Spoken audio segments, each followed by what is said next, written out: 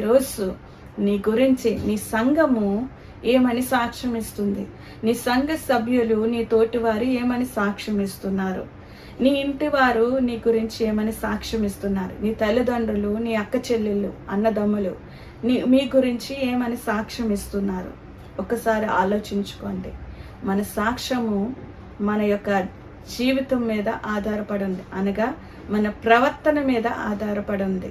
మన ప్రవర్తన సత్యమందు నిలిచి ఉంటే, సత్యమందు నడిస్తే మనము మంచి సాక్ష్యం కలిగి ఈ లోకంలో జీవిస్తాం. కాబట్టి ఈ విషయమును మీరు ఆలోచించి దేవునికి సాక్షిగా నిలబడ్డం అంటే మన ప్రవర్తన ఈ లోకంలో అలా ఉండాలి. గాయు వలె ఉండాలి, ముఖ్యంగా యేసు ప్రభు వలె ఉండాలి. తర్వాత గాయు వలె, అపోస్తుల వలె లోకంలో ఎలాగైతే జీవించారో మరి విశ్వాసులు అనేక మంది